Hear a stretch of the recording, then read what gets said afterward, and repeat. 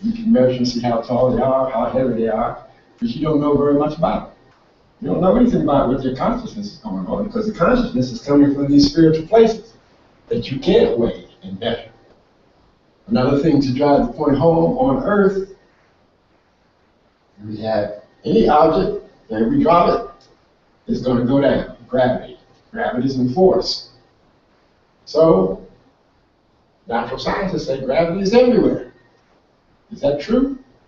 No, not really. Because you look at the planets, what's holding them up? That's right. I see, is the Earth dropping any place? Are those other planets dropping someplace? What happened to your theory? It doesn't hold up. But they say, well, we won't talk about that. I say, I know you won't. You don't want to talk about anything that you can't measure, and that's okay. Because we're citizens of two worlds. And I can't drive this home enough. You have to learn about the physical part. You have to learn about the mineral part. But you can't learn about the mineral part just from looking at it, just from weighing it, just from measuring it. If you don't look at it spiritually, because that's where it really comes from, you're going to get jacked because you don't know what's going on. Another example we used in the conversation this morning was coal. Coal is a mineral. Everybody knows what minerals are. They're hard stuff. You know, everything grows out of them. And he said, well, plants need that mineral source so they can grow. But you also know that coal is actually, what it's made of is plants that have decayed and turned hard. So you've got a little catch-22 on it. Which came first, coal or the plant? You know that plant comes from the coal, but now you say that the coal needs plant to grow, or the other way around.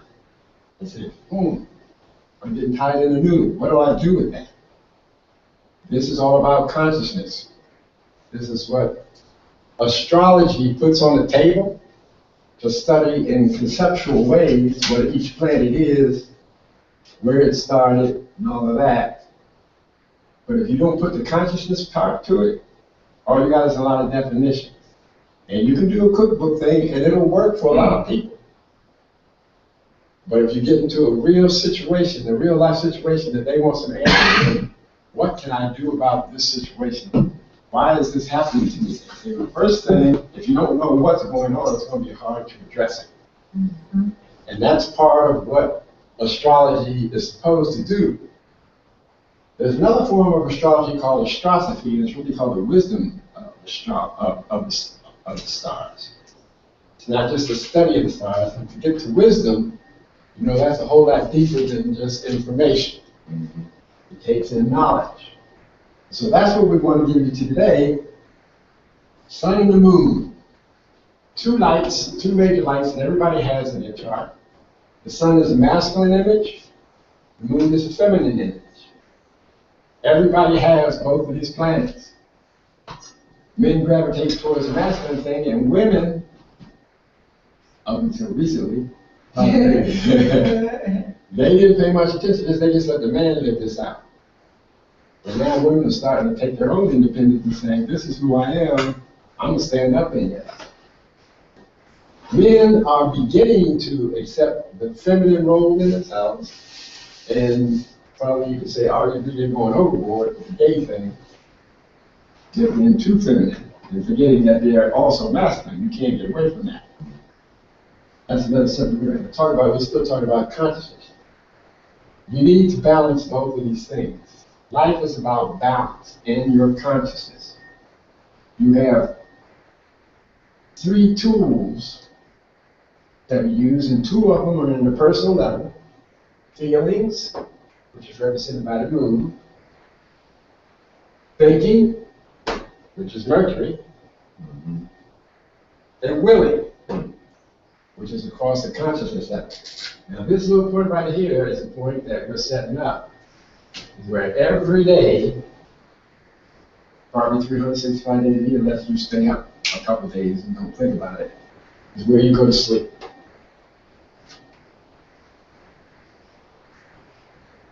You said that's Mercury? Mercury's the second one. And that's feeling, thinking is Mercury. And Mercury. Venus? We didn't talk about that yet. Oh, okay. In consciousness, we want you to be conscious, and that's what you're going to have to do on your own, because this is kind of like an advanced course.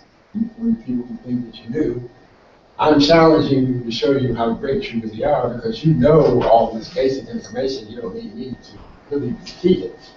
I'll just pass over it to remind you, and if you want to know some more, you can Google it.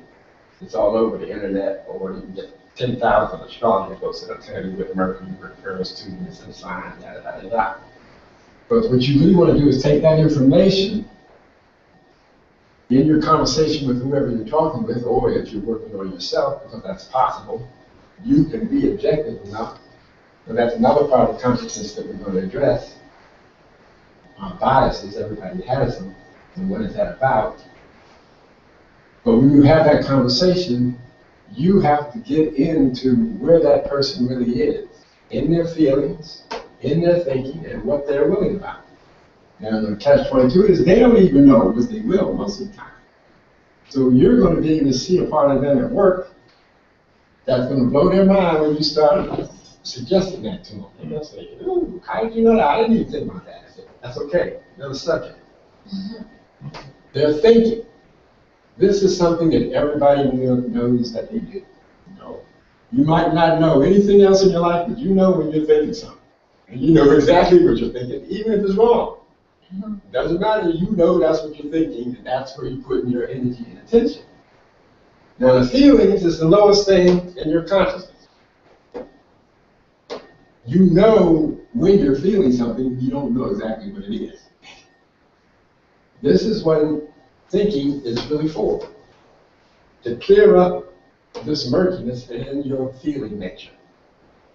Why aren't your feelings clear? Because in all the lifetimes that you live, you've learned that certain things are more pleasurable than others. And everybody wants to repeat the pleasure, stay away from the pain. Never mind that the pain will teach you something I really need to know. I really don't want to know that right now. I can postpone this as long as I can, but then when it shows up big time, then you're going to say, oh, what is this pain? I mean, this is what you've been dodging for the last few lifetimes. And I said, you can't dodge this any longer. You got to take care of this now, because you're starting to destroy and encroach on other people's spheres of influence. Everybody has a sphere of influence because these planets are in everybody's chart. And they reflect a part of you. When you look at the chart and say, well, where am I in the chart? You know, am I the sun? Am I the moon? Am I Mercury, Venus, Earth? You're all of that. These are like voices. Consider the planet like voices. Saturn is a voice that's pretty stern. It says, no matter what you do, you got to do this. Most people don't want to hear that. They say, I got freedom of choice. Jupiter says, I can do anything I want. They say, you can't do anything you want. Half truth again. When you do anything you want, there are consequences. You go to the store, you pick up something to buy, you can't just walk out the store with it. You got to pay for it. And where are you going with that? You can't steal here. Mars, willing. What is it that you're willing to do? You know, well, most people say, I'm not willing to feel pain. Keep that out of the subject. And then when they get a chronic illness, they want to know what's going on. They go to the doctor. How come you can't fix it? Give me a pill. Give me a shot. Cut something off. All of those things. None of those things address you not dealing with what you have willed into existence. To make it a little bit more clear, I was talking to a brother this morning. He said, you got to make it personal for people. I said, okay. This one will really challenge you. Somebody comes up to you, slaps you across the face. Whack! Not a genocide. Natural human reaction. You're going to do something back to that person. Especially if you think you're bigger or stronger than them. And sometimes even if you're not. You're going to react to that slap. Now my question to you is, where does that slap come from? If you believe in consciousness, and that consciousness is everywhere, and there's order in the universe, it doesn't come from out of nowhere. And if it's happening to you, is connected to you somewhere. You look back in your life, you said, I ain't never hit nobody like that. No reason for that person to come there and smack me. I said, well, fortunately for you in consciousness, you're not limited to this lifetime. Right. What about the lifetime before, the one before that, the one before that? I can't remember. I said, ignorance of the law is no excuse. That's even on the physical plane. And so we're telling you, we're setting before you to look at. You don't have to accept it if you don't want to. And this is the big thing about any esoteric science. People like to think, they overuse Mercury. They wear Mercury out. I can think whatever I want, I can believe whatever I want. I said, yes, you are free to do that. In the physical world, there are limitations to what you can think. You reach a certain point and you don't have any more information. You can think all you want, nothing is going to come to you. You're going to always be going back to something that you thought before. Thoughts are always from the past. You can't remember, as you already told me, I don't remember slapping anybody. I said, okay. Consciousness. At the point you go to sleep, what happens? You lose consciousness, as you know it. And the first places that you go to, you have to go past your will, things that you will. And when you go to sleep, in consciousness, your awakening consciousness leaves you, and this is in a normal 24-hour day, you tend to get tired, but what's really happened is you just use all these personal energies all day long. You've been using them and depleting them from use on the physical level. On the spiritual level, it's not possible. But because we are citizens of two worlds, and I can share this with you, I saw a movie the other day, and I think the title of it was, I Know Why the Cage Bird Sings. Excellent movie, even better book. And the little girl was given a book towards the end of the movie called Tale of Two Cities. And it applies to what we're talking about now. And the book starts off with, it was the best of times, it was the worst of times. And the girl was looking at that and she said, wow, that's heavy. And the next 4 lines, that's all they did. They balanced things off from one extreme to the other. And this is the rhythm that we live in. Waking conscious to sleeping conscious. Dream conscious, if you will. The higher you go up into your sleeping conscious, the deeper you get into the spiritual world. Most people don't remember anything in their sleep. Sometimes part of a dream will come, and sometimes it's a real something that you're really trying to tell yourself. You remember more of the dream, or it makes a deeper impression because it becomes a nightmare and something that you don't really want to look at because it's probably associated with pain. You've already know that people want to stay away from the pain. If I don't have to feel it, don't let me feel it. And the more you put it off, it's just like a bill, or like a ticket you get. You dump it. Guy comes along and says, well, it's about time for you to pay this, don't you think? And if you say no, then where you go? They take you away. See, you have to pay for everything that you do in this universe. Consciousness, sleeping, dreams. What are dreams, actually? Anybody want to tell me? It's the spirit speaking to you on that screen that's in your mind. Putting images together in signs and symbols of what lesson it's trying to tell you or to give you some hidden value to something that has Good answer. gone before. So waking, what is that? It's you pulling yourself out of that realm and becoming aware through your physical eyes. But you're still using signs and symbols. You are. But you're more familiar with the ones in the waking world, because that's what we have been focusing on for the last several thousand years. We wanted to learn about what the physical world was all about. We came from the cosmos, we know what that's all about. But if you want to learn about something, you can't have your focus someplace else. We didn't talk about stubbing your toe this morning. Where were you when you stubbed your toe? How come you don't remember? Because your consciousness was someplace else. So if you want to learn about the world, if you want to learn about the physical world, you have to put your attention and intention in that place, which means you got to forget about this. This is a natural rhythm that has happened over time. When we talk about time, especially as a people, we don't actually understand what time is. Now, I'm not going to tell you to sit up here and give you a definition of time. I'm just going to give you some examples of the time levels that we live in.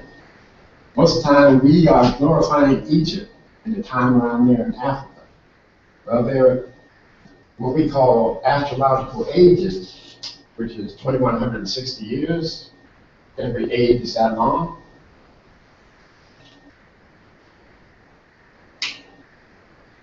Before Egypt, there was an age called the Persian Age. And those people ruled. Before them, there were the Indians, East Indians, over in India. And they ruled. They were the first ruling race in this sphere of age that we live in. And now we're living in the fifth one. After the Egyptians came the Greeks and Romans, and now us. Each one of those ages was meant to help us learn about a part of our consciousness that was in development. Back with the Indians, they were much more spiritual. Now, here's where Catch-22 comes in, especially for people of color. We know Indians are people of color too. Sometimes they don't like to remember, but that's okay. Before them, we had the age of Atlantis, which everybody today, well not everybody, but a lot of people like to think, well that's just a fable, that's just a myth, because we can't find any record of it. They're back with the natural scientists again, can't prove it. I say, well, still. As if they can, but they don't want it. Well, they've already put out enough information saying it didn't exist, so now they can't go back and say it does.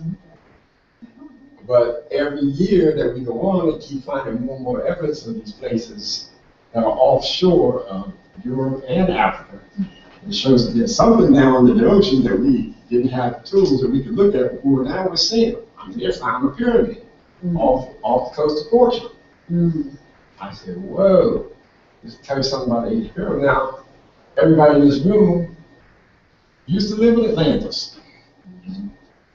They said, how many of you remember? That was way back before the Indians. I said, whoa. And before that, they had a land called Lemuria that stretches between Africa and Australia. Water wasn't in these places at that time. Now in Lemuria, and this is just an outline to give you a sketch of how much time we're dealing with, this is where physicality first came into being. And we weren't as physical as we are now. We were much softer. We could, if you wanted to do something, I could reach my arm out there in the hall and pull something in if that's what I wanted to do. We had that kind of control of ourselves. We were closer to spirit. Now, I'm going to suggest to stretch you a little bit further. Before Lemuria, we were in the spiritual realm. We still existed as humans. We didn't look like this. We didn't even look like the Lemurians. But this process was still happening. Today we use these planetary names that I say that you need to learn, and we don't want you to get too focused on the names because you focus on definitions in.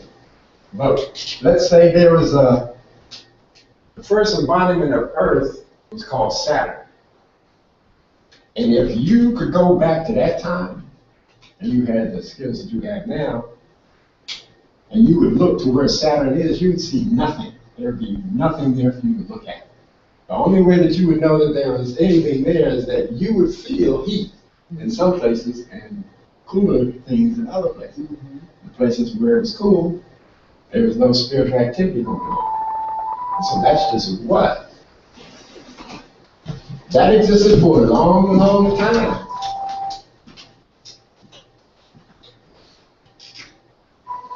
The zodiac Well, the solar system that we have now, that has all of the 7 planets in it, and I guess you can call it 9 planets, if we include Pluto, Uranus, and Neptune, they're not actually part of our solar system. They got pulled in by the gravitational pull of the sun, which is the deeper sector that we might be able to get to by the end of the course. But these are the major planets right here, plus the sun and the moon. In this embodiment of Saturn, there's nothing but spirit, and the area that it took up went all the way out to the orbit of Saturn. That's how big Saturn was. All that space was just spirit, and we were in it. We existed in it then. We had a consciousness, but it wasn't as clear as it is now. Let's call it, it was a dimmer consciousness. And in consciousness things, I think the only comparison I can make for you is, say you're on a desert, and you see this ball in the distance. And as you approach the ball, you see, wow, what looked like a ball actually turned out to be a lot of little midgets. And that's how our consciousness was. We couldn't see very clearly. We couldn't see, we didn't have any physical things to see with anyway. And so, the development of consciousness, and this is what I'm putting in front of you to look at, is that when things look like one thing, they're actually something else, depending on your time and space between it.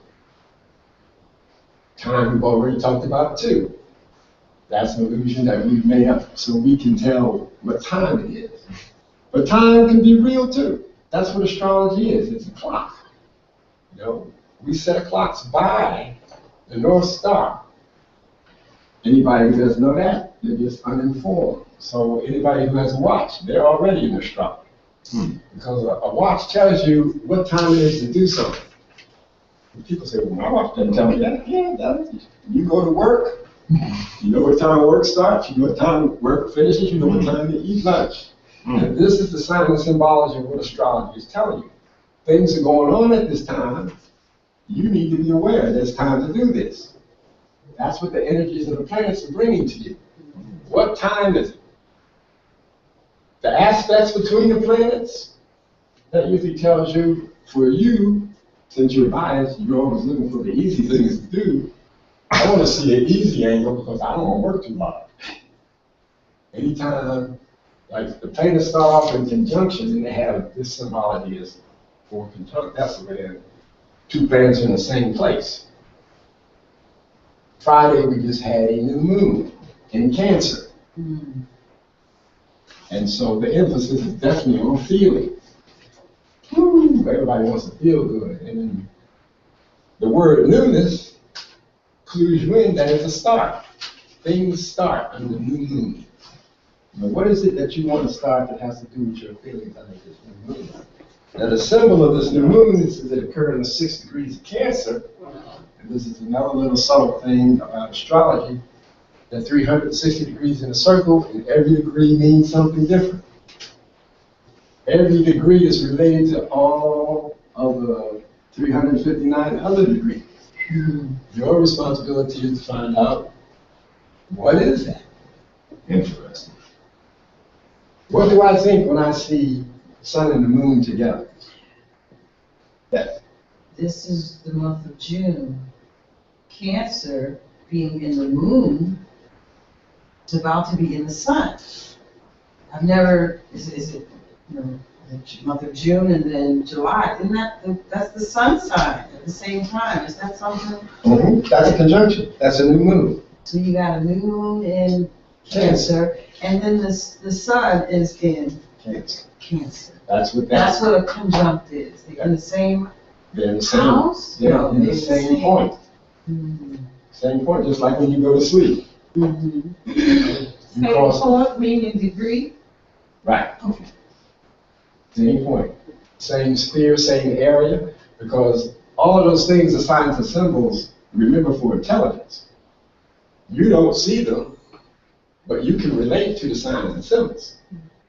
Because you were so used to living on this planet, But you think everything is like what you see it is, and so I say, until you become accustomed to saying, well, the sun and the moon together aren't really together, you know, that's just something that I put in my head as a concept. Mm-hmm. And you have to be aware that that's what you did, because otherwise, you know the sun is much bigger than the moon, it would burn it up, be gone. Back to consciousness, we want to look at what the sun is. You know, what does the science say that the sun is? They say it's a ball of gas, fire and all that stuff going on. Mm-hmm. I'm bringing to you from spiritual observation that it's not a ball of gas at all. Mm-hmm. In fact, wherever you look at the sun, nothing's there. Mm-hmm. It's a big vacuum that is pulling stuff in. Mm-hmm. That's why you see all that light. Stuff is burning up. Well, it looks like it's burning up. But if you could go there as a physical person, you would not burn up. Mm-hmm. How can you prove that? Mm-hmm. Back to natural science. Science wants to take it to a laboratory and say, well, let me measure it. Let me weigh it. I say, well, that's not going to happen. And these are the choices you have to make, but you'll be able to see them when you do somebody's chart. And you see a conjunction of the sun and moon, whatever sign that's in, that person has a big dose of that kind of energy.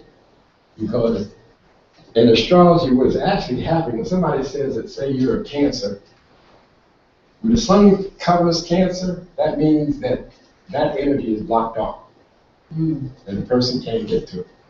So it makes them try to get to it that much harder and put more emphasis on whatever that energy is. That's how it is all around the zodiac. You know, when you have aspects, and aspects increase, they say there are 8 major aspects, but the next aspect that they have is called a sextile. It's 60 degrees. And it says, this is a work in progress. And whenever you see a sextile, you know that these two energies are working together to make something happen. What is it? A sextile, 60 degrees. That little thing like this? Yeah, like a little star. It's working together, and even if what you're going to find out when you go and study about the planets, some planets appear to be antagonistic to one another, but that's only on a physical plane. Mm-hmm. Everything works together on a spiritual plane. Everything is in harmony in the spiritual plane. Everything is just like it's supposed to be. Kind of like in the Matrix, when Morpheus said, ain't nothing wrong. Everything is happening just like it's supposed to happen. The challenge is to get your consciousness in line with that. This means you got to do some work. You can say, I don't know if I want to work that hard. It's like the little guy that he said when he was working with the Matrix people, then he wanted to go back over to the machine people. He says, I know this ain't real. It's fake, yeah. Yeah, but I like the way it tastes. Mm-hmm. A lot of us are like this. And this is what I was talking about earlier about human bias. Everybody has some kind of bias. You know, I pull up your chart and I can say, you like this kind of stuff. Mm-hmm. You know, I don't have to know anything else about you. I can just look at the chart and see you're attracted to these kind of things. I can look at a place where you have a challenging aspect. The first challenging aspect they have is a square. The reader's always talking about that. Stand on your square. It's not an easy thing to do because the first square that you have is what they call it an opening square in astrology and astrology. It's a challenge to everything that you've already learned. Like you learn how to do something a certain way. And now X amount of time goes by and somebody comes to show you, well, there's another way to do that. You say, yeah, well, I already know how to do that. And if you get it this way, it's more efficient. Mm-hmm. And a lot of people in our system today say that's what we're about, finding the most efficient way of doing things, not necessarily the best way, but this will take less time, and time is money to us, so do it this way. You say, but I don't want to do it this way. This is your resistance. This is wherever you see a square, a person is going to have resistance to those energies. They're not going to work very well together. Think about Mars and Venus. Venus is, I think somebody wrote a book. Men from Mars. Women are from Venus, men are from Mars. You got the balance of sexes. That's what that square is.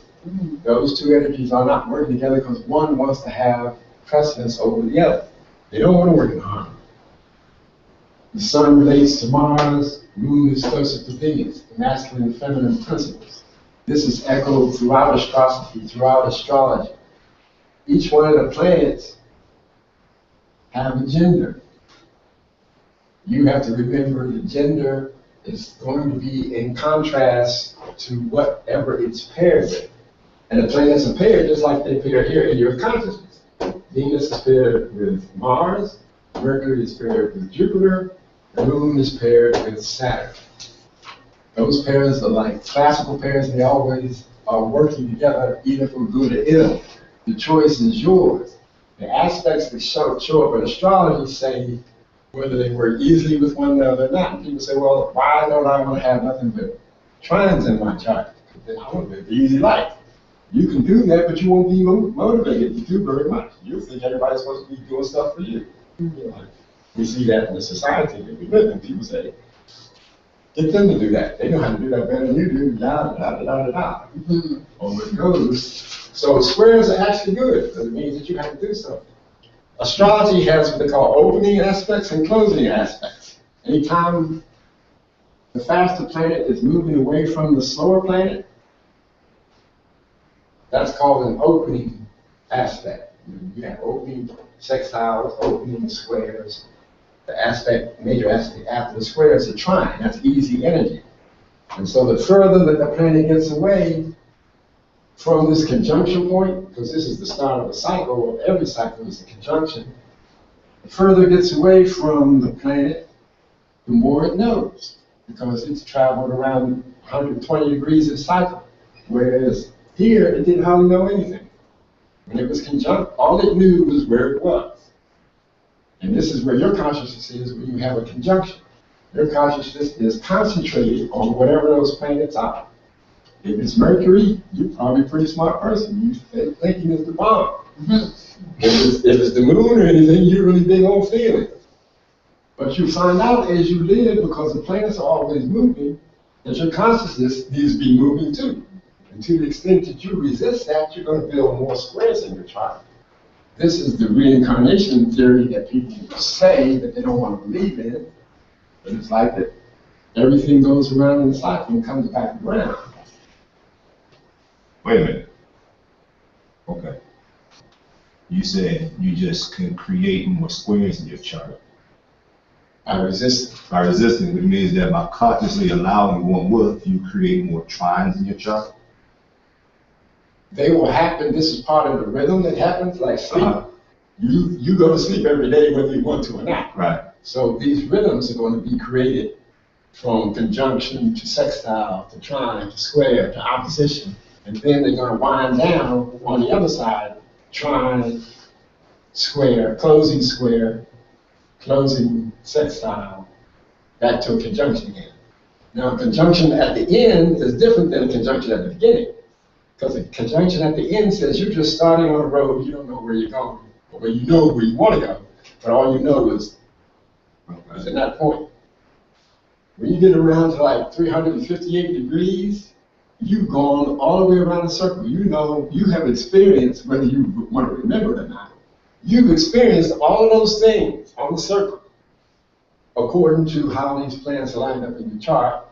Okay. It'll tell an astrologer what you want to focus on, what you want to leave alone. But to the extent that you want to learn everything, right. When you get close to the Bosnic phase, which is a closing cycle, it says, I know all of this, but the energy is so strong, now you have to let it go. You learn all this wonderful stuff, but now a new cycle is coming.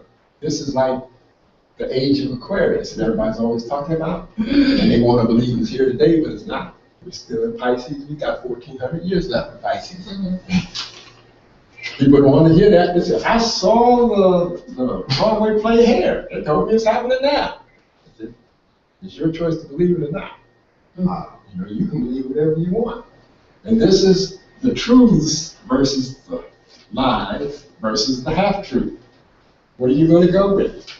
Everybody understands when something's true because you can't break it down. That's when how you get hoodwinked a lot. When somebody will tell you something that's like half true. Okay, before I get too far though, there's a lot. Are you saying, okay, Am I clear? Are you saying that we're always going to have squares, but it's just that our approach of them will make them even more intense or less intense then? This is where consciousness comes in. Okay.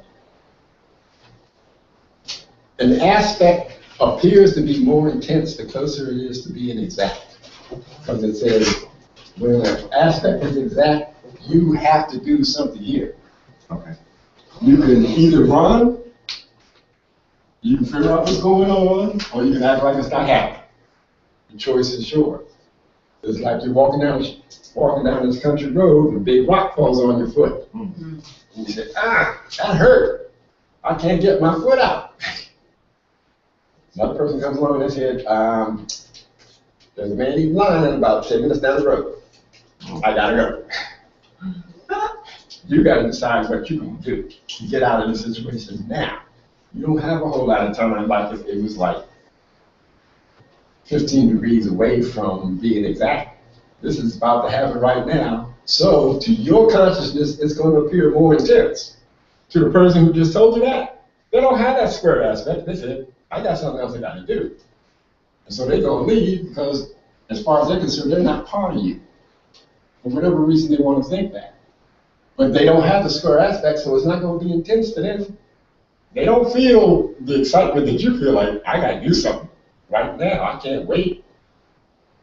And this is what the intensity is caused by. Your consciousness, not by the aspect. The aspect is just telling you what time it is. Remember, it's the clock. Oh. So even though the square doesn't have to be hard and challenging and difficult. If the more you relax. Oh. You see, that's the catch-22. Okay. Have you ever had a cramp? Yes. Could you make it stop immediately? No. And that's what aspect is. It says, this is happening right now, what you going to do about it? All you're thinking about is getting rid of the cramp, which has nothing to do with what the aspect is. You're focused on the pain. This is what everybody who gets sick focuses on. They focus on the inconveniences caused them. They focus on the pain. How do I stop this pain? They ain't worried about getting better. Not on First Street. They say, I want to get rid of this pain. Show me how to do it. Give me a pill, cut something off, whatever. Okay, so that's like, I'm going to take my thumb for instance. I love that thumb. But I kept telling this thumb, you gonna move. I did. Mm-hmm. I kept telling it, you're gonna move and you're gonna bend. And eventually, it moved and it bent. Okay, so explain to us what do you think was happening? Well, let's not start with your thinking because that's too clear. Okay. Let's start with your feeling. What did you feel like when you first told your thumb, you gonna bend? Truth. You I felt, felt truth. you felt, now how's your thumb feel? It was reacting. Well, what does that mean? Tell us so we can understand. It was reacting.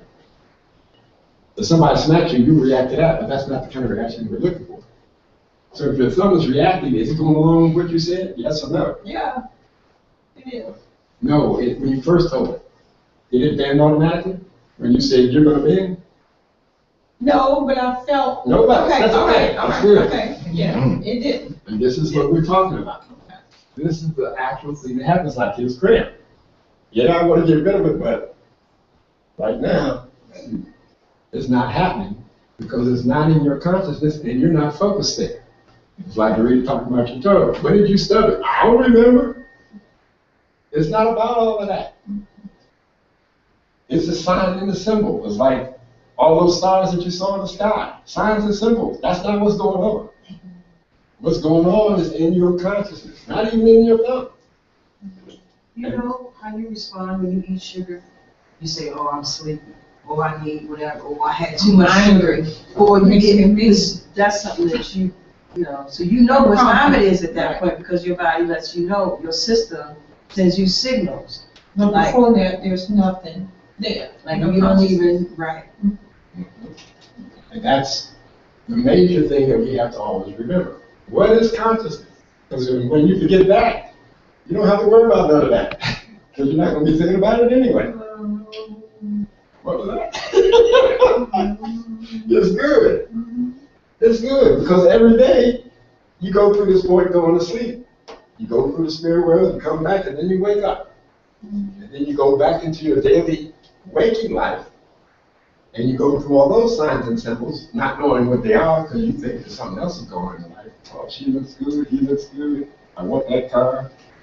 All of those are signs and symbols for something going on in your consciousness that you're not aware of because your consciousness is focused on the thing. It's focused on your thumb. It's focused on the prayer. Your choice where you want to focus. All the time. All the time. Now, the catch-22 to this waking life is that while you're walking around awake, or at least you think you are, a lot of us up here and other groups say that they're conscious. But they fall asleep while they're walking around. That's right. There's spots in their consciousness that they don't, if you challenge them, say, what were you just saying just now? I don't know. You're actually sleeping in that moment.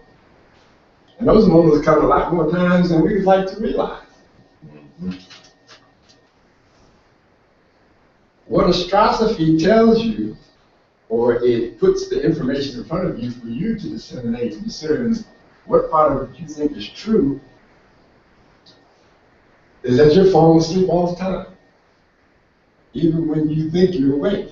And when you're asleep, you're awake there, but you don't remember because your consciousness is someplace else. The dreams that come to you through the spirit world and signs and symbols are relaying to you stuff that happened. But the stuff that's happening is kind of dissociative and disorganized because you're not used to being in that place. You're used to being in the mineral world. Where they taught you this logic. Logic is not logical. Because it's based on things that you can measure and weigh. And the existence of life is not based on those things that you can measure and weigh and measure. Talk to me. So how do you measure the 2160 in those different, These are some of the concepts of astrology that you have to include in your big circle of understanding of what life is. If you want to start, before you start with 2160 years, you want to start with whatever the great year is. And that's 25,960 years. So that's how long it takes for the vernal point that they measure. And this is the difference between sidereal astrology and tropical astrology. Tropical astrology is really a calendar that they measure from the spring equinox. And it's always in the same place. But the vernal equinox is traveling 1 degree every 72 years. Well, that's not much. Well, not for you in a lifetime, you don't live that long. But if you go back to when they first started the astrology studies in the Western world, when the two were lined up, now it's moved 26 degrees, which is why we're still in the Pisces age. Thank you. And I was like, why you keep saying that? Oh, because of the tropical zodiac, Right. Because of that shift. Right. And the sidereal astrology is the backdrop behind that. Right. That stays in place because the stars are so far away they don't look like they're moving. But consciousness knows that it's not the stars anyway, they're just signs and symbols. That's right. And these are the things you have to remember. It's the onus that's put on you to remember because it's your consciousness that you're working with here. And if you don't remember these things, then it's like stubbing your toe, you can't remember. Oh, why I put my keys where? I don't know, I wasn't paying attention.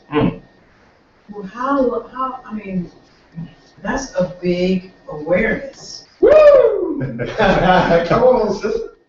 I'm saying that's a lot to pay attention to all at one time. Like you said, if it's natural, and you just allow yourself to hear the signs and symbols of what's going on, then your spirit is speaking to you one-on-one, or you're interpreting direct versus reading an astrology projection that somebody has written.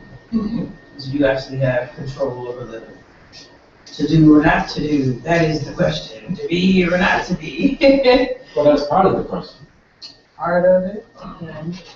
And so this is always pointing back to consciousness. Okay. That's how she started. What is consciousness about? What is it really? Because if you want it to be this nice little package, it can be that for you. So you can mail in your birth data and they'll send you back a little chart and say, this is going on, and they'll be right.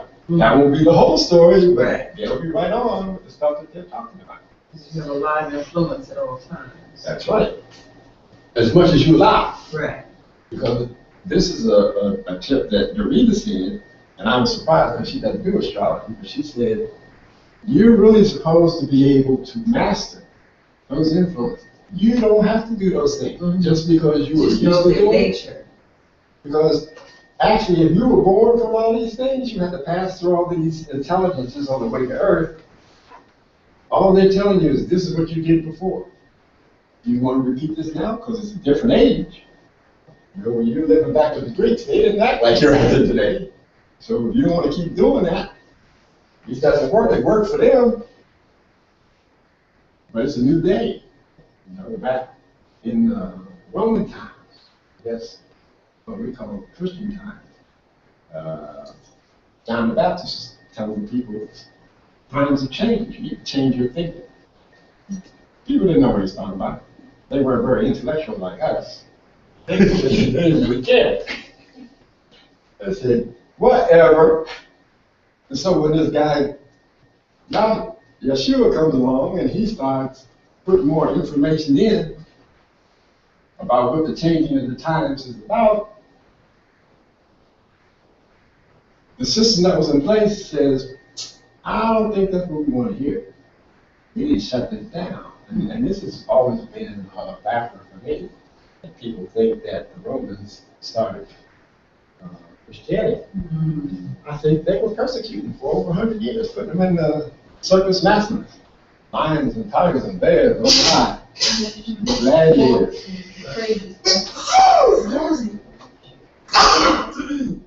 They found out that they couldn't beat them. They said no matter what they did, those people kept coming. If you can't beat them, then join them. Whatever they had, they said, we need to tap into this. Of course, when they started reading it, they didn't understand it. Because it was from us. And they said, well, can't understand it, we can change it. They were big thinkers. They came from the Greeks. The Greeks were real big thinkers. They were the first ones that turned around our spiritual understanding because they learned from the Egyptians. The Egyptians knew more about the spirit, and when the Greeks went to them, they said, you can't understand us anyway. They said, there's not a whole person among you. You don't have anybody with gray hair. They can't take this kind of stuff in. They won't know what we're talking about. The Greeks said, that's okay. As long as I can be a beggar in the shade, I mean, beggar in the upper world, it's better than being a king in the shade. They didn't care about being in the spirit.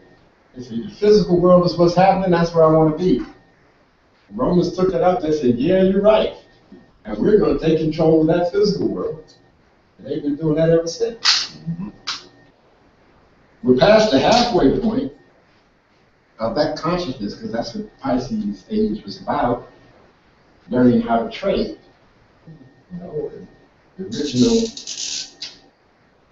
sign, Capricorn rule, Capricorn is ruled by Saturn. And Jupiter rules Sagittarius. What's the one before that? Scorpio. Mars rules that in the old system. And before that, we have Libra.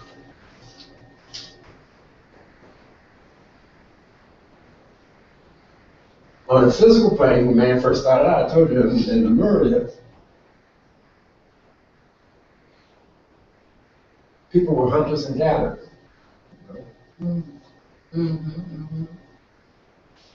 They went out and did things like that. Now, in astrology, all of these planets have double rulership. Capricorn and Aquarius are both ruled by Saturn Pisces and Sag are both ruled by Jupiter. But this also, let's hope that a few others right now. Aries rules Mars.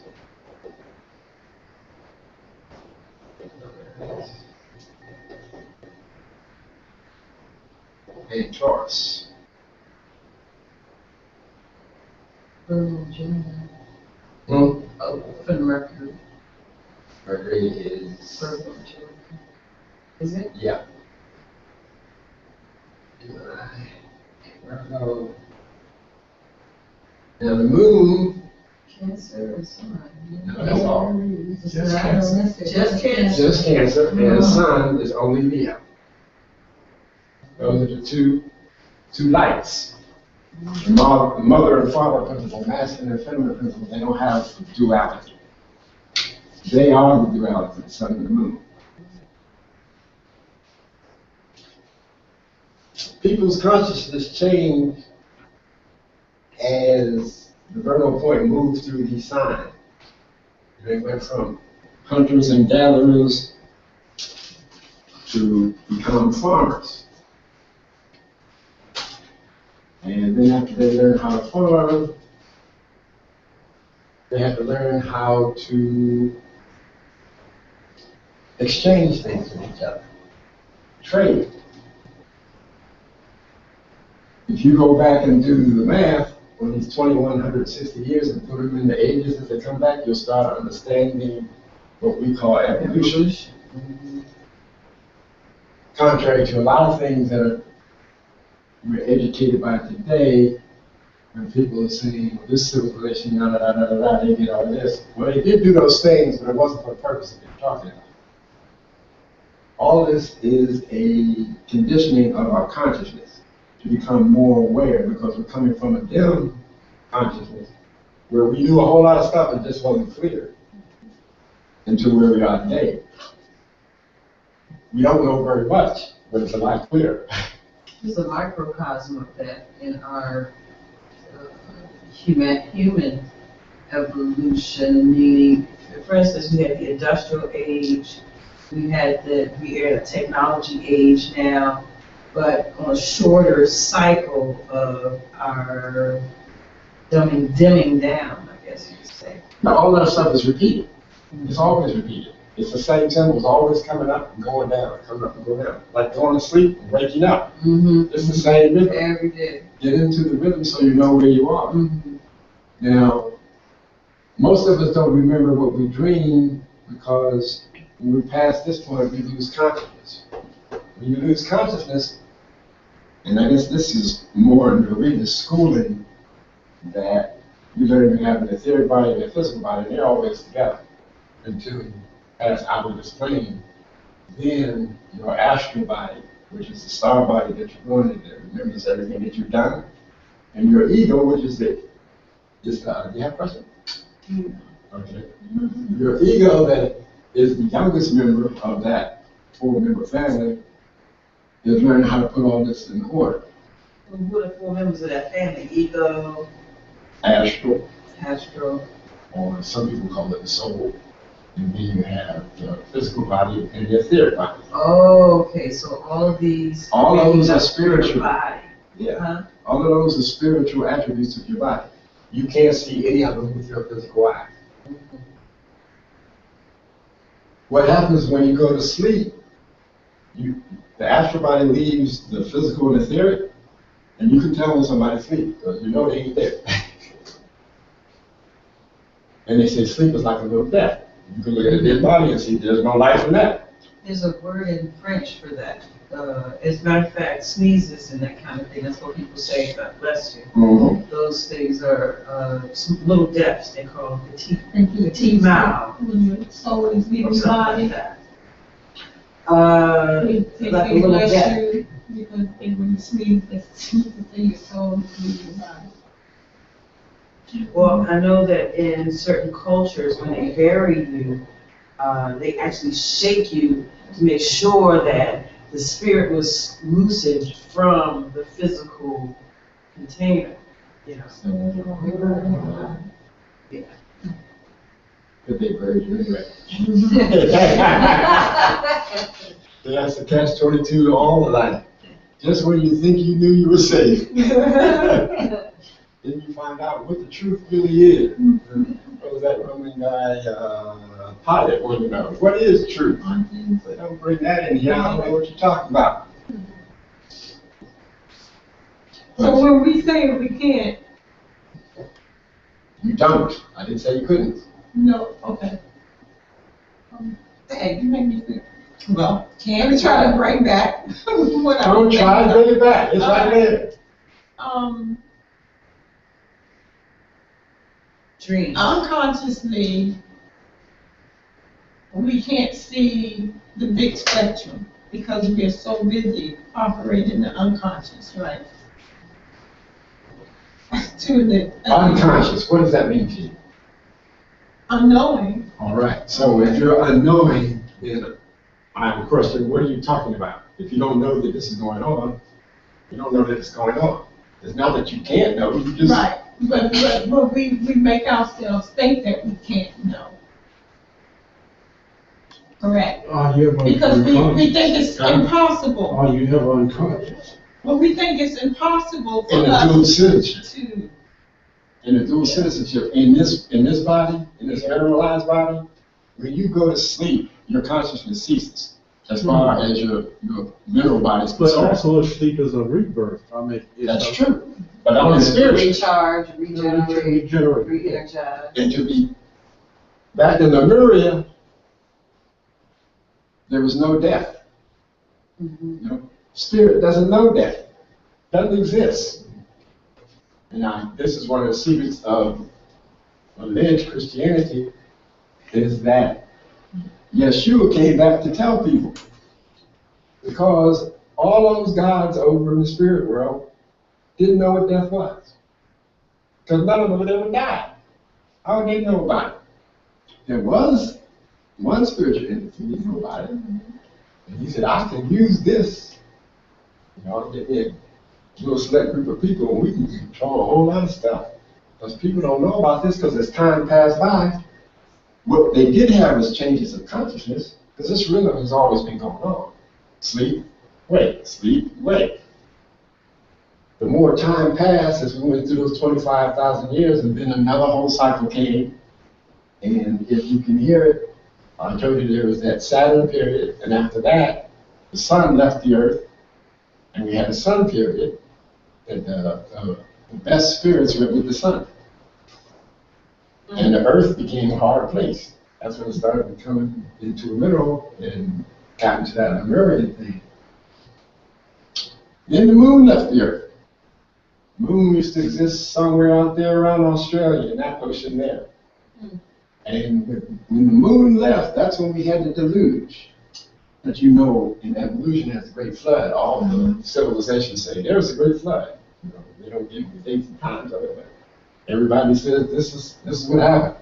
We got Sounds drawn like a out. fairy tale, like a... That's a dream. No, it sounds like That's the point. he's of saying in the Bible, God was here, and then he left, and then, because you said that, when it's time for that particular sign of that astrology or that energy to be emphasized, Mhm. it's really the absence of it Right. that brings on the urge for the energy to be more intense. Right. I guess since in the absence of Mhm. that energy. Okay. So it just sounded like it was so similar to the coming of the sun, It is.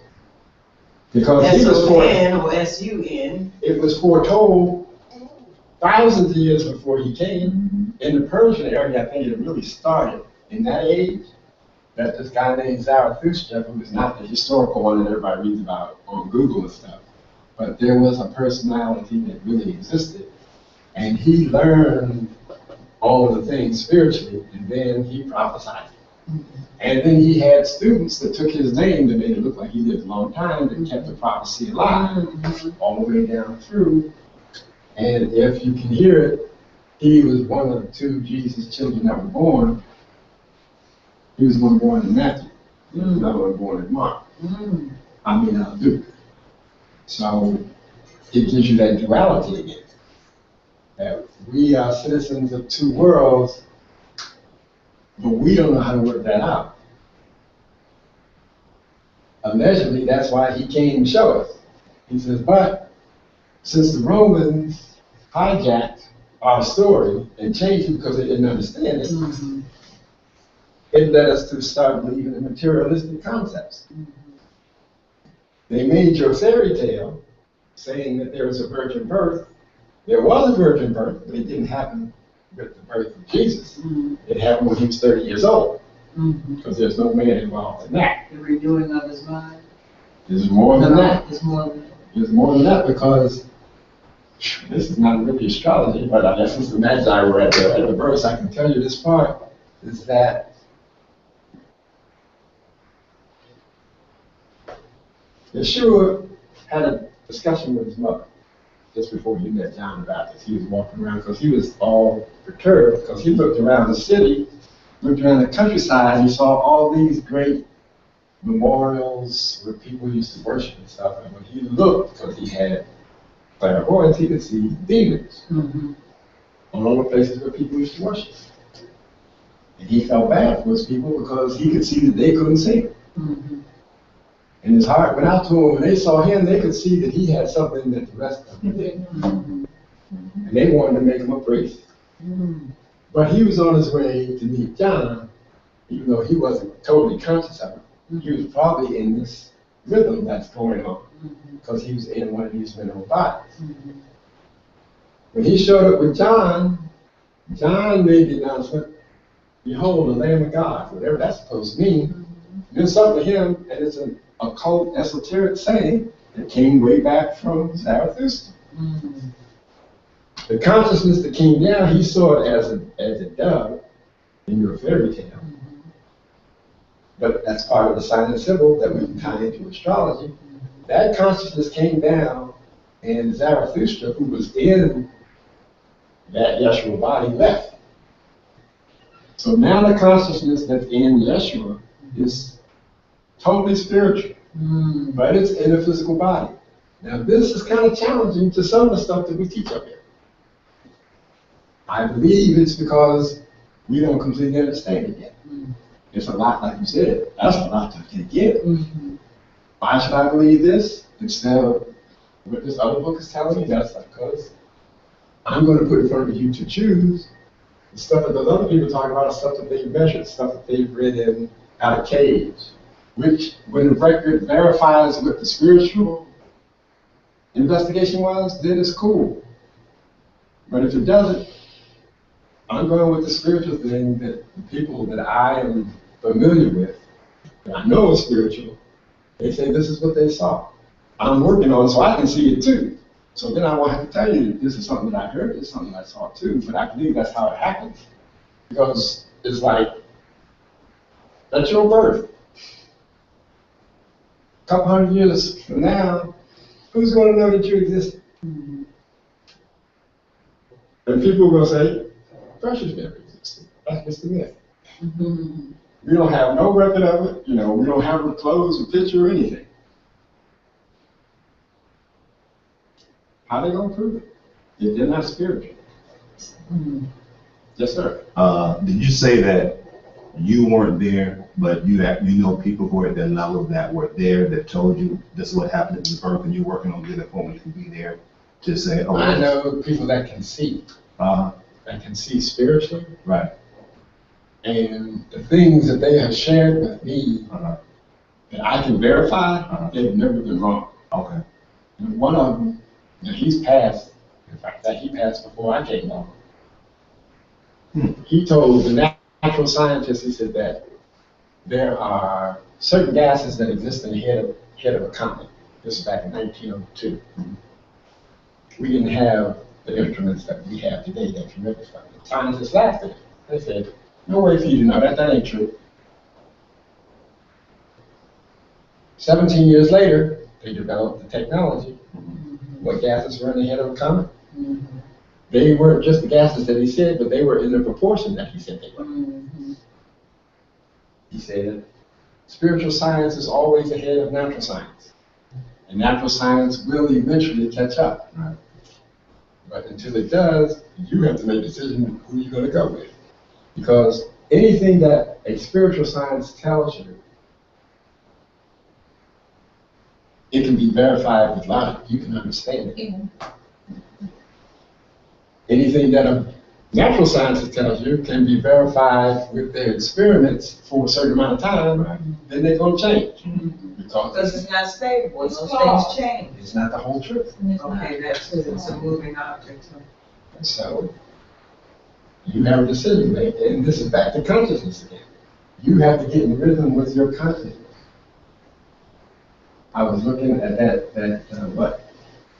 I know why the cave bird sings. It's interesting how they presented that because they had this little girl. Her parents gave her and her brother away when they were young, but they couldn't take care of them. They got divorced. And they grew up to their teenage years. Then the father came back down and took them to the mother. When he said he was taking them home, this is how consciousness goes. And it's a challenge for people to get adapted to these changes. The girl never did like her father because he didn't like the way he was playing, and that's probably a reflection of how the mother felt. But the guy that the mother was living with at the time was very jealous guy. And he ended up abusing the little girl. So when the mother came home, she just told her that she was hurt. So her brother, who she was very close with, said, "You got to tell us who did this." And she said, "I'm your brother." And she said, "I can't tell you because he said, if I tell anybody, he'll kill you." And he said, "Trust me, he can't kill me. Just tell me." So then a couple days later, she came down to dinner. She had 3 uncles sitting in the dinner plate.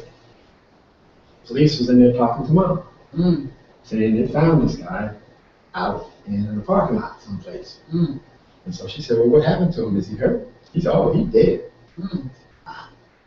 So the little girl, she's a little 13, 14-year-old, she looked at her 3 uncles.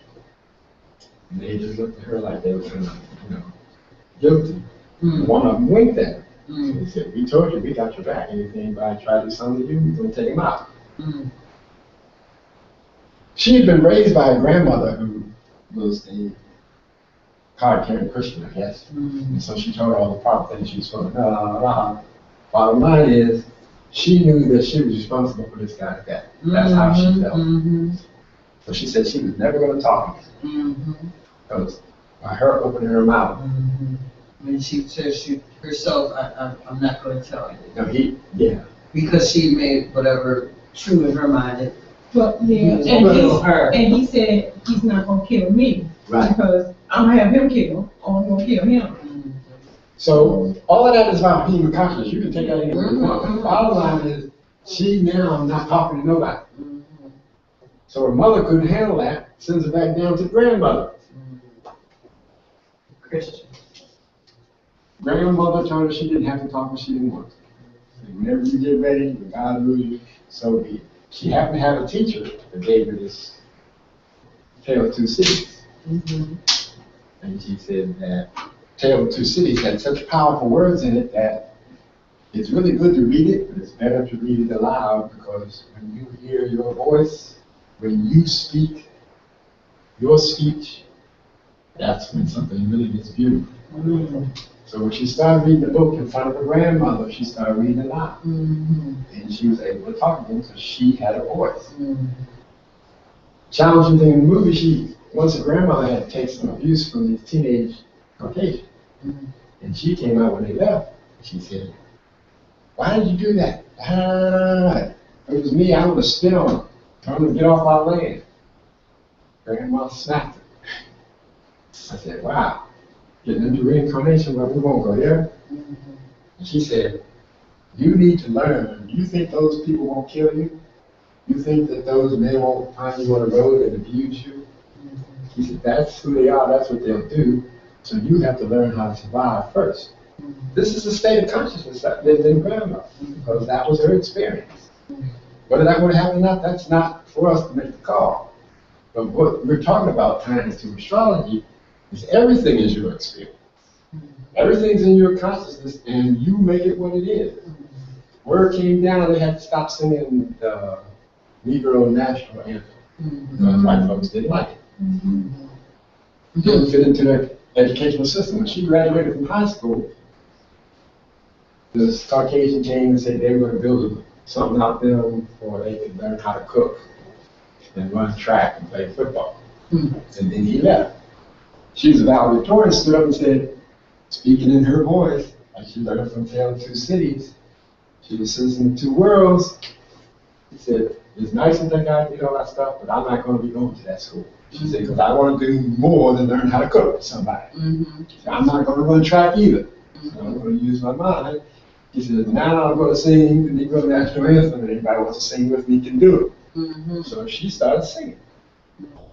And the principals, he looked to her teacher and said, she can't be doing it. She said, well, she's already started now. So then people, one by one, stood up and started singing until everybody in the room did. Consciousness. You choose, I don't care what the system says. Make your own choice. And you're going to be taken care of. There were no repercussions on that. Now, the story, I don't know who, I can't remember who wrote that book. Tony Morrison. Okay? And it's interesting that the little girl's name was Maya. I was thinking of Maya Angelou. I was thinking about the illusion. because she had the voice to speak out, to speak up. And this is all atrocity. So that's how asking Tony choice. was speaking. Tony was speaking her voice through her books. That's right. Because she also had The Bluest Eye and numerous things that show how we were brought up. And it took you from the heritage and some of our ancestors up to like how we are, how we think now, and how we can view things, how we change things. Like I know why the cage bird sings was, you know, so that you could recognize, you know, there's certain parameters, certain things that keep you, that you keep yourself in, and certain things you can get yourself out of, and get to that place of. All things, not certain, anything. Yeah. And the moon sign, your moon sign that you're born in, and this is back to the course, these are the things that you react to without even thinking about it. You know, if you have a habit that you don't know where it came from, it's anchored in your moon sign. And your astrology, they'll tell you, these are the things you have to learn how to harmonize. These are the things you have to learn how to overcome. Because you're good at doing this. You do this in your sleep without thinking about it. This is what thinking is for. You cannot change the way that you feel. If you don't like the way something feels, you just don't like the way it feels. That's not intellectual intelligence working there. But you can use your intellectual intelligence, Mercury, to change the direction of that flow. And that's what you come here for, to this planet. The only way that you can change the way you feel is first become aware of it, which is a mercurial thing, because the moon don't care. It says, I've been doing this for ages. I'm going to keep on doing it unless I give some other instructions. And the aspects that you have to either one of those things will tell you whether it's going to be a bumpy ride or not. Now, it's interesting. I guess we're going to get to your charts eventually. When I put them down, we'll let you see how you're doing things, why you're doing them, or why you think you're doing them. And I use myself as an example. In my chart, I happen to have these two things right together. I have a conjunction here, almost exact. So people used to always tell me, you're a deep thinker, you're a deep thinker. I was thinking, I don't think so. It didn't feel like that to me. That wasn't the feeling. And it's taken me till I've gotten to this age to realize the things that I know don't come from me thinking. I do a lot of thinking. So I got Aquarius rising. So we're big thinkers, we're ahead of the curve and all that stuff. But the information I get doesn't come from me thinking about stuff. You know, when I first started reading that guy that I told you about, my teacher, I brought one of his books because I was doing astrology. I was just learning astrology. I was doing astrology about 10, 15 years. And I always heard this guy's name, and I was like, what are they talking about him? He's not even an astrologer. So I said, let me go get one of his books and see what it's saying. He has such radical stuff that he was saying. He's talking about life on Mars. I'm thinking, okay, maybe, maybe not. But the way he's telling it, I have no way of verifying. So I took that book, put it on the shelf. This is later for him. I'm trying to learn astrology. I want to learn the concepts. Silly me, what do I know? 2 years later, I was laying up in my bed, that book falls off my bookshelf. Don't know why, never know earthquake or nothing, it just fell off. I went over and picked it up, I said, "Man, what is this book?" I couldn't even remember it. So I started reading it, made all the sense in the world. What kind of change had happened? Some rhythm had gone on. Symbolically, some planets had lined up and all that other stuff. I can't explain it today. You know, if I go back and do it, I probably can see it then. But that'll be seeing it in reverse. I was actually living it. Everything in this book made so much sense to me. I couldn't believe that I once put this book down saying, this guy's crazy. I said, well, I guess that's how people feel about me. It's like physics. It's like physics and Yeah, geometry. exactly. Yeah. It's like physics and geometry. Before you know the theorems and the ways that you principles get in order for you to wrap your mind around it, you can't see it without the basics, foundations, to conceptualize. Because you think and feel that way. Because in math, which was one of my best subjects, you know, like when I went to Howard for the first 2 years before I dropped out, when they were doing calculus and college algebra and stuff, it was like everybody in the class was getting an F or a D. And it was just so natural. It wasn't that I didn't understand what I was doing. I was just putting down the answers that I thought was right. Right. So the teacher wanted to know one day, she said, how come I never see any computation? I said, well, what do I need computation for? That's the answer? Yeah. She said, to figure out how you got this answer. I said, but if I know the answer, why do I have to figure it out? Yeah. I want to show you my work. That's what they want. They want to get inside how you did it. That's what she wanted. I didn't understand that either. Because you had the answers up under your table. You know, She was cheating. Yeah, cheat sheet. We gotta know that you did. Somebody whispered the answer to you. It could have been somebody because they were all failing. Mm-hmm. Everybody else in the room was failing. One little So, thing. I mean, that's what the state teachers sets and things for the teachers to do, because that's what they think. You know, they try to avoid cheating, okay? So they want that scribble scrabble to know that you actually did it. Or in case you're extraterrestrial sitting in the classroom. That you see standing behind them giving you all the answers. But I have a question in reference to meditation, because you said that, you know, there's the sleep and then there's the awake. And meditation has somewhat of a middle ground for me in that thinking. You know, maybe I'm thinking too much, but I have gotten the impression that when you're meditating, okay, you're putting the music on, you're doing all these different things, you know, especially if it's guided, that helps you stay slightly grounded so that you are sort of in that middle place. You're conscious, but you're unconscious. You're asleep, but you're not asleep. You're aware, but you're not aware. You're there, but you're not there.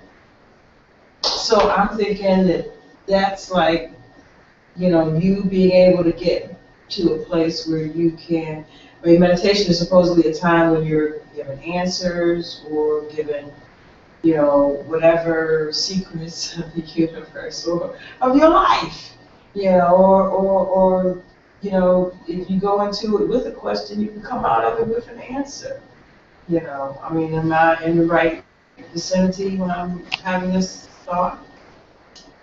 Look at what you say, I'm following you. Because it's sleep and the dream. Remember you saying, Right. you know, that. Okay, let's start with the sleep, since yes. that's where you started. When you do meditation, let's see if we can look at it like this. Say that we have a real small container with some colored water in it, and you're that colored water. It's real concentrated, let's say it's red. Now let's take it over to this basin. It has this much water in it. Take that drop and put it in the basin. What happens? So you might get a tinge, but you're not going to see much response with a drop in that side, that covering that amount. So that's how your consciousness is. You are spiritual. When you get into Great spirit, you get thinner and thinner and thinner because you haven't focused, you haven't done the work to hold your ego in a form that you recognize. You become disorganized, you fit in with everything else that's there. And this is how we were back before Lemuria. We were all there, we knew everything, but we didn't have singular form. So, when you do meditation, the first thing that happens to you is that you get thrown into that state. You start getting watered down. You become weaker, or it appears that you become weaker because your consciousness does not hold the form that you really are. They have something called spirits of form. And when you get a little bit further into this class, you'll see a lot of that. But that's what meditation is, to get you stronger in your ego consciousness. Now, when you're not strong, the first thing that'll happen, you get back into this natural rhythm of falling asleep and waking up.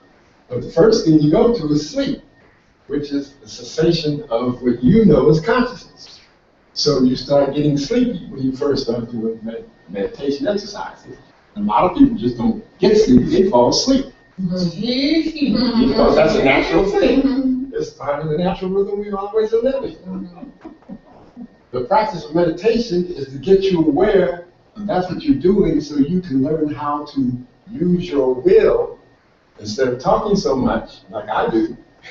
Start doing things. Get focused on what it is that you really want to see. And the challenge is, once you are able to do that, and this is what really blew my mind the first time I learned how to meditate, is this here. I said, phew, I finally got this beautiful image. It's fantastic. Then they say, destroy that image, so you can't see it. Rita asked the question last week. She says, well, what happens when you destroy the image? Is it really gone? Well, I think of it like your computer, like you actually always have a ghost image of it. Even though you think that you have deleted that file goes into a trash. That trash is still there, even though you go back to the trash and you empty the trash. You can empty the trash, but it's still somewhere in there. It just may not, it's in a ghost image sort of instead of it. So, like when you look at the Pepsi thing, you got red and blue, you know, and then you close your eyes or you look at the white piece of paper. It's like that image is burned into your interpreter or whatever. That's what we're asking you. That's what real meditation is. You have to destroy that. Like emptying your cup. More than empty your cup, you have to make it so it doesn't exist. If it exists, then you're not meditating, because once you destroy whatever that image was, something comes in its place that you know that you can't see, but you know that it's there. And that's when your meditation really begins. That's when you'll be able to do astrology. When you look at a planet and you're talking to a person, and it won't have to do with any of the measurements that you have, it'll be because your consciousness has now accepted the principles and is not fighting against it anymore. And you go with the flow wherever it takes you. I was doing a lady's chart, and I don't know what we were talking about, and I told her something about her husband. She says, well, I didn't come to talk about him, but how did you know that? I said, because what we're talking about has to do with what you're struggling with. And she sat quiet for a couple of minutes, and then she didn't say nothing. I said, that must have hit the mark. Even though I didn't know it as I was saying it. Something in me knew it, and that's where it took the conversation. And that's what I'm saying. When I get to the point that I want to be, I will see it before it happens. And I know that's why this person's here. In fact, this is what getting familiar with these principles is about, is that you recognize yourself in that person. They are exactly who you are, but they're in a different organization. And if you try to force things, that's why you're not going to get along with that person. That's actually a statement that we discussed yesterday that a cameraman often has said that that, and you have even said this, that we are different aspects of ourselves. Like, you know, I recognize different things in each of you that I see as either something that I've seen in myself or that I recognize, I would like to see in myself. Or I recognize that they're living out the, like for instance, I mentioned a few things that I see in Darlene that I would love to be able to enjoy and to have in my life. But I'm like, she's living that out in that aspect of me, or in that aspect of what I would enjoy. In the same way with each of, I named like 5, 7, 8. I was, just ISE people individually. I have something in each of them that I, and maybe that's why I like them, or I get along with them, or I try, to get to know them better, because it's like getting to know myself better and what I can handle, what I like, what I don't like, and what I can begin to Well, that's what we said. flourish and learn from. Everybody has all those planets, the same planets, it's the same. And all of us. You just have them at a different degree, in different angles to the rest of the planets, and the way that the chart is set up. And that's all astrology showing, sign and symbol. Signs and symbols. When you can read the signs, you'll know when certain people, like you say, are coming, or You know everything. Not just people, you know everything. or things, yes, events, weather related, Truth, right. let's start there. When you know the truth, you don't need to know very much else. I'll tell you everything you want to know. That's one of the most challenging thing for us, because we learn half truths pretty good. That's why arguments are formed, because one person has this problem, the other person They're has that standing on their truth, or they're square. problem. I said, yeah, that's true, but that's not the whole truth. You want to hear the whole truth? They said, no. I like what I got. That's true. And here we go. I can leave my house and go to a destination, and I can sense that I'm going to meet another one of me when I get to that destination. And I thought that was really strange. Why do you think it's strange? Because, we get in this mindset, and we've been so programmed to think that certain things are taboo, that, you just start to think, oh no, this is not the right way, this is not supposed to be happening. But lately I've been realizing that it's supposed to be happening. How connected you are, how psychic you are, how Yes. And Yeah, how you are. You know I'm good with questions. I know you were good with questions. Who would you say programmed you like that? You said something. It was, Society, I guess. Society. and what makes society up? Cosmos. And aren't you from there? Yeah. It sounded like you were making a separation between the cosmos. Okay, right. I have to get out of that habit. But that's how I can explain it. And I want you to explain the whole truth, if you will, because there are other people sitting in here that might think that you're talking the whole truth, and you only told half of it. And you have the ability to tell the whole thing, and since you're in my class, I'm going to expect a certain bar from you. Sit down. Man. Come back here.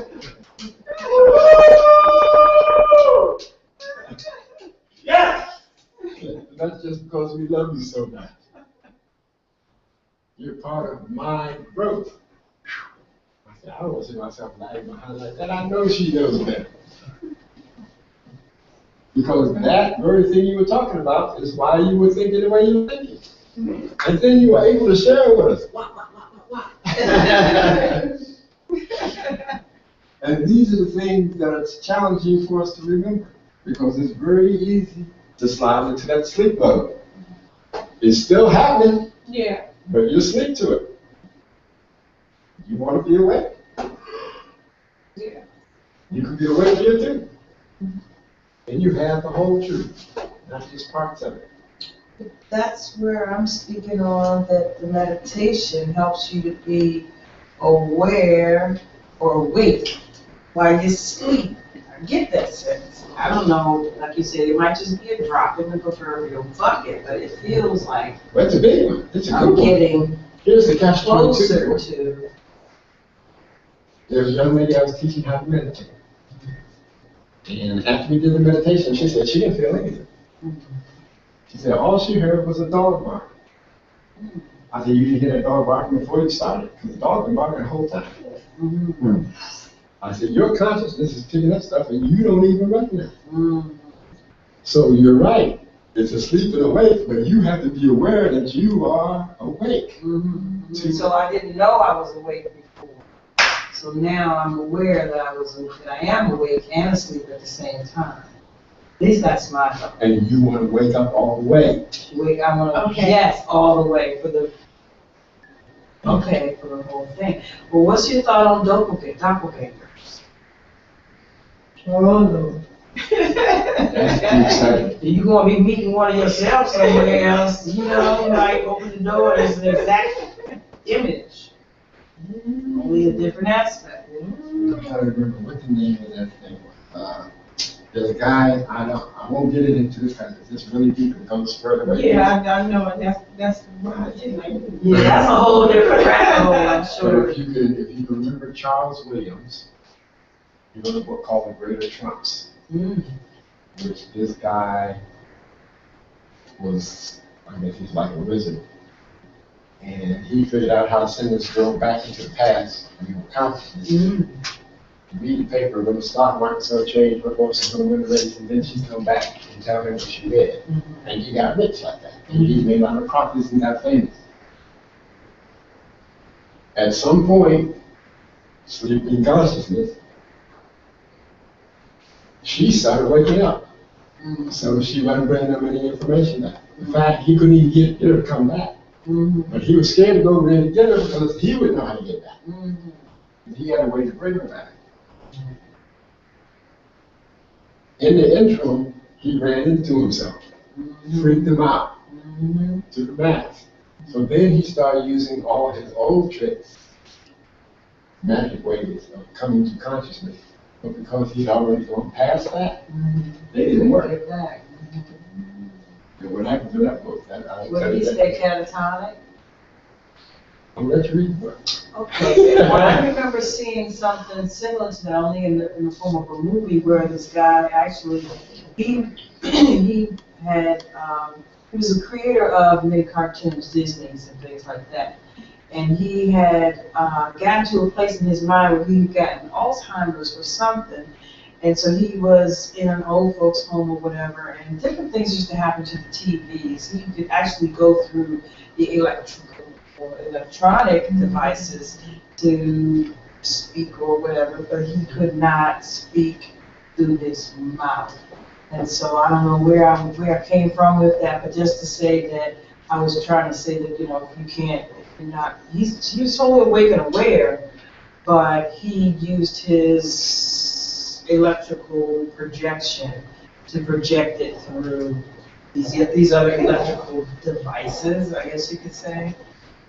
Have you ever seen the movie Illusionist? Yes. One grows the orange off the tree. No, he was in love with a girl, and Yes. And so he did the show on the stage every day, and the cops came and got him. Right. And, yeah. that's along the lines. Because he said it was a trick, so they wouldn't arrest him. But it was quantum physics of some He sort, was right? doing spiritual work. But it wasn't quantum physics. I got the impression that it was, because I was thinking the doppelganger thing had something to do with some quantum leaps of some sort. Consciousness and spirituality are not quite the same as quantum physics. Quantum physics is kind of like what that person sent us on email. They were very intelligent or intellectual, and they probably know all those scientific things, but that's not spirit. There's a difference between spirit and stuff you can measure. Quantum physics you can measure, not spirit. Well, Astrology is not spirit. metaphysical, what is that word? What is astrology? Astrology. Astronomy is a study of the physical universe. Astrology is the study of stars. Astrosophy is the wisdom of the study of the stars, which links to humanity. And that's what people are really interested in, even though they don't know that. They think astrology covers all of that. But the astrology that we use today, tropically speaking, newspapers and all that, it doesn't really get into what we're talking about. It has nothing to do with consciousness. Because you can get on a computer and, put in your stuff and it'll come up with some interesting information. And that's what I'm saying. It's not that it's false, it's true. It's just not the whole truth. And since you're here, I believe you're looking for the whole truth. He said, I don't want no halfway measures. Just tell me what's up. Truth, the whole truth, and nothing but the truth. So help you. That's right. Yes, indeed. Or I'll say it, so help you God. And so astrology is, you learn what every planet is in consciousness, how that affects you spiritually first. Or you can even go the other way. You can even start on the physical side.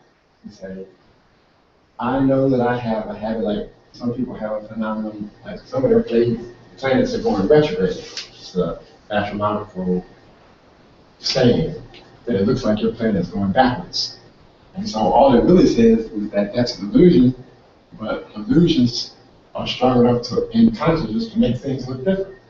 Because if you feel like you're going backwards, when you're really going forwards or you're staying still, that'll make you see things different from whatever point that you're at. And usually people, whatever planet is retrograde, if it's Mercury, these are the people who think an awful lot. They can't stop thinking. That's it. Even after they finish the thought, they're still going to keep on thinking about it. Talking about it and saying it out loud. Changing why you're talking. There you go. Venus retrograde has to do with your values. If a woman has Venus retrograde, she doesn't feel as good about herself as she could. If a man has Venus retrograde, he usually picks women who feel that way about themselves because they're reflecting a part of himself that he won't line up with, so he projects it onto the person he's dealing with. Mars retrograde, these people take a long time to do things because they want it to be perfect. They want it to be perfect, and sometimes they never get it done. They'll promise you the sun, moon, and stars, and they really want to do that. But because they want it to be perfect, they're not going to put it out there. They're right there. Jupiter, now that's an interesting planet to be retrograde because it deals with your wisdom and your philosophy. And so you're probably very, very deep, but you won't tell people. You won't share it with them. You'll talk about them. You'll talk to them about almost everything, but you won't talk about yourself, and you won't talk about the deeper things. Because you don't think anybody will believe you. You crazy. I don't want to hear it. Saturn retrograde, this is a typical thing that I have with, is a parental figure. And it's interesting because it can either be the father or the mother, depends on the setup of the chart. But it usually makes a person think more about what's on the inside trying to get out, and they don't want that to happen. So they're always focusing in, and the phenomenon that it makes in the physical world is that people can take advantage because you're not paying attention to what they're doing. You don't know how to stand up. Everybody can ask you, a real nice person until you get pissed off. Then you can something to deal with, as opposed to another color. And that's just the retrogression. And that's like I'm saying, all the concepts, like you say, the big picture, it seems like a lot, but once you get the pattern down, it's like breathing. Most of us don't breathe correctly. We breathe from here. Some people breathe from the head. Just saying. But since they don't consciously know, they're not awake and aware, that's what they keep doing. And when it develops into an illness, and this is how illnesses happen, usually not in the same lifetime because you cause damage in your astral body, your star body, which is reflected in all these things. That's why they turn up, and this answers your question, how things turn up as squares. When we say you choose them by the things you did before, not by necessarily saying blah, blah, blah, blah. You just did this so much that now it's an imprint. And it shows up like if a person has a chronic illness in this lifetime, it definitely came not from this lifetime.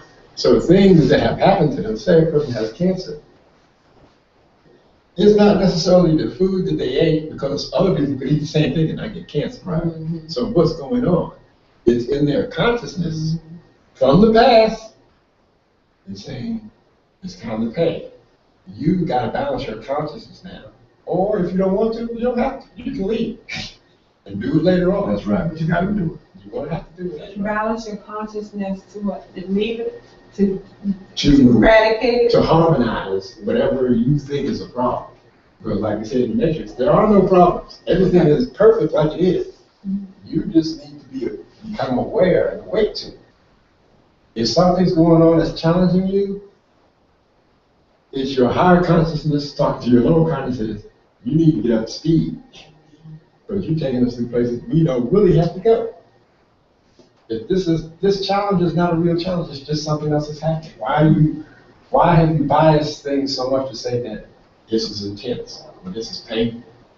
If you're saying that, you're not looking at what's going on. So it's not happening. Not for real, for real. Okay, not happening for real, for real. It's happening in your consciousness In my because consciousness. you are co-creator, and whatever you want to say the truth is, that's what it's going to become. So I'm just gonna put it out. Look at what it is first. Right, and remove it all together.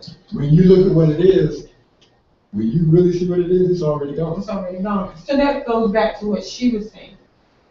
You gotta, she was saying it goes into what, a file, another file, and you were saying just eradicate, let it go. We were talking about the image. We were talking about images. It wasn't so much what you're saying. But is that but the it's same concept? It's in line with it, yeah. Okay, all right. Because eradication makes it seem like you're doing something, Mhm. but if nothing's there, there's nothing to do. All right, nothing to eradicate. Just because there's nothing there. Right. But this is only in your spiritual consciousness. Remember, you belong to the city too. Like Stevie said. You're living for the city. You can't act like they don't exist while you're on this plane. If you see a sign or symbol, that sign or symbol is talking to you. Don't act like that sign or symbol ain't there. Right. Because the sign or symbol is covering something. It's your responsibility to know what it is. That's why you made the sign or symbol in the first place, to remind yourself. This is who I am, this is what I gotta do. You don't feel good, no. I don't want to do it, no. So, still needs to be done.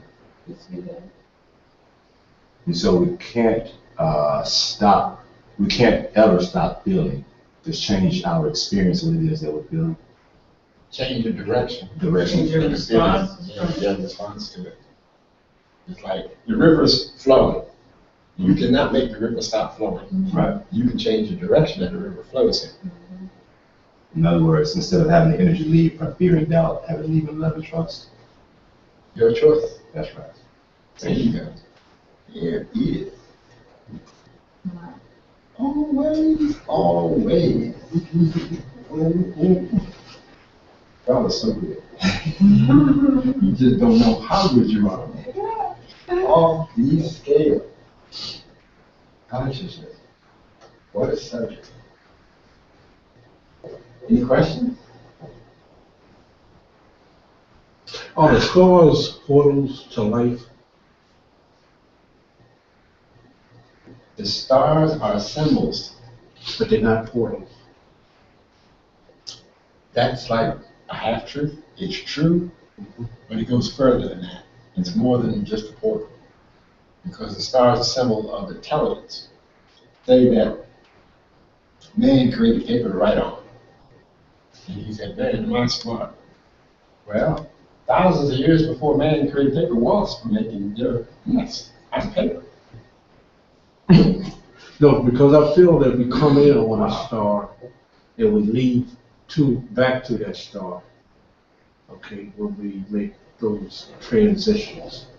Did you ever see 2001? The Space Odyssey? It's built on that same principle. This guy, they sent No. He wrote something. I think it's Spielberg. Steve. They sent this man thing that was going to Jupiter. And they had a whole ship of people. On the way there, they had this they created this computer that was real smart, and they created this twin on Earth so they would always know what's going on. When they were almost there, the computer said he picked up an anomaly. And so they checked with the computer on Earth. The computer on Earth said, we don't see that. So they said, he went and talked to his co-pilot. And the guy, they were talking inside this capsule that was in the ship. What they couldn't tell is that this HAL machine could read lips. So we heard everything they said. So when it came out, the guy said, well, we decided we're going to go out and look and see if this thing failed, like you said. I went out there, HAL cut off his life support. He went jumping in his The face. computer did? Yeah. He put everybody else that was in sleep stasis, he killed them. HAL cut off all life support. So the only person left is, interesting enough, this guy named David. He said, well, he's going out to get the guy that went tumbling in space.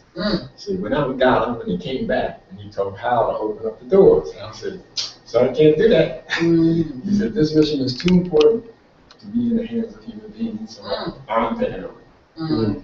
So the guy kept telling him to open the door, he wouldn't. And then he said, you know what? We're just having this conversation any longer, and he cut him off. So David, being the person that he is, he found another way to get in the ship. And once he got in there, Hal started asking a lot of questions. He said, what are you going to do? Where are you going? David got nothing to talk to him. He said, you don't talk to me, I don't talk to you. He started pulling out all his programs, all his memory. Now this is the interesting thing. Hal said that he was afraid. Now Hal's a machine, he's a computer. He's a smart one, but he said he was feeling fear. And then he went back to when they first made him, he started singing Daisy, Daisy. How does your whatever grow, something like that. Oh, Mary, Mary, quacking cherry, how does the garden grow? Something like that. He was doing something there. But the guy cut him off, and then he piloted the ship to the planet Jupiter.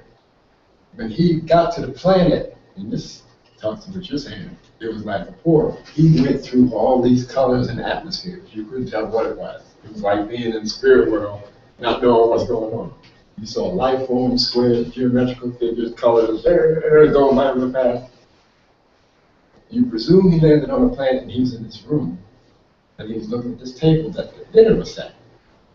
And he looked at it so long that the picture didn't fade to black, but how they do camera stuff, he saw himself sitting at the table. The person that was sitting at the table was looking at the door where he was standing, there was nobody there. The next phase, he was in the bed getting old. The next phase, one of the bliss that showed up at the very beginning of the picture when they were doing apes going through whatever they do, that was in the room with him. And this light, shaped like a moon, started coming out of the abyss, and it covered him, picked him up, and started taking him back towards Earth. I guess you would call that a portal.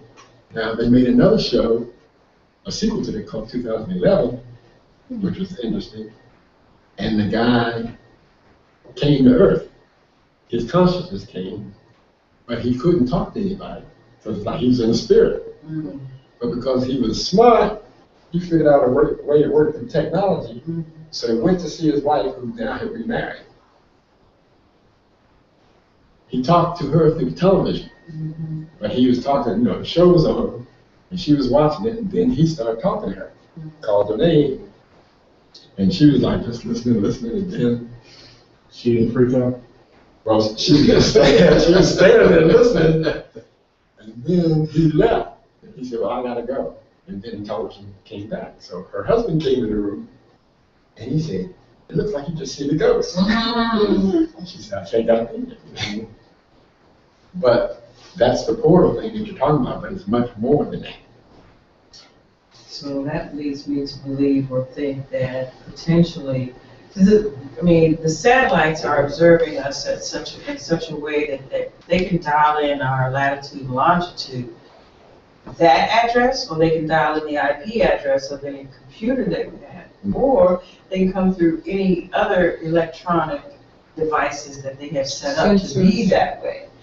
And so it seems to me that if those are portals through which they can access in a specific place, at a specific time, with specific coordinates, that, you know, that's something that we have the potential to dial into with our intelligence. That shouldn't phase you in any way whatsoever. They can only look at the physical, or they can only see the physical. They can't really judge you or know you any better than what you show them. You gotta always realize that. They can only look at the, in my opinion, the physical. Okay, Wow. even if you're on the internet and they copy every Word document that you ever wrote, they still only see the physical. Right. They still don't know you. That's You know, they still, can, you know, that's if you part understand of what what I'm he's saying. saying they is, because see, there is Those people who also, control the drones and the satellites and all that kind of stuff, they can only see the physical. And that's what you have to really keep in mind. I have to You know, also. so they cannot add to control that, you. though. Okay. There are those that are trained to do certain things that are like pushing. Like, for instance, in metaphysical class, you're taught that you can electronically, or however it is, spiritually, consciously, however, direct someone else to do something. Yes. They can't control a traffic light.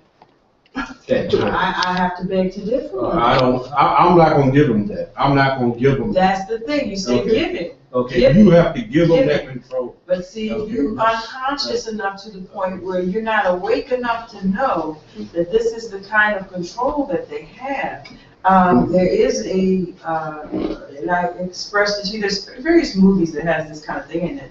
But David, remember I was having a conversation, I was telling you about this hierarchy of pushers? Mhm. But if you watch the movie on the TV show Heroes or Alphas or there are various others that they're engaging into. You believe they have all the technology that they see? I was in the military. Half that equipment don't even work. I mean, and some of it's so inaccurate. We were almost like firing on each other because we were given like the wrong coordinates and that kind of stuff. The coordinates don't even work. Yeah, You know, but that's don't because that's believe all what the they hype. That's what they want you to believe, that happen. they are the gods. You know, they truly are at the God I'm level. not They saying are not. that, but they They are have not. created What? mechanisms that have a fine sensitivity and or a magnitude of energy Such that as. they can. Here's the consciousness, here's the consciousness. Go ahead. Okay. They can make anything. They can make possible. people believe that. But if we're talking about consciousness, like we're doing in this class, you have lower consciousness, and it goes up, and you get to this consciousness. Yeah. There is a consciousness beyond that. Mhm. And we won't even talk about it because we can't even get this We down. can't get off the ground. If you get there, that'll scramble your brain So, at this level. Seriously, I mean, I got to a place where I had well, see, exposure to something your brain just that when repeats I stuff got anyway. there, it just totally, if I was told to stay away from it, but when I got, I was like, nah, I want. As soon as I got there, it was almost like a scrambling of my brain kind of thing. Because you were prepared. I wasn't. Why don't you telling listen? you because I did not know why. Because I like to experiment. You think they can scramble your brain? Yes. No, they don't scream. You They scramble your no, brain. what they They have don't is a scramble certain your amount brain. of control to get you to be confused. When you No. believe that You have- concept, you have- you gave You it have to to them. give up the control, but that they can control No. once if you lay down your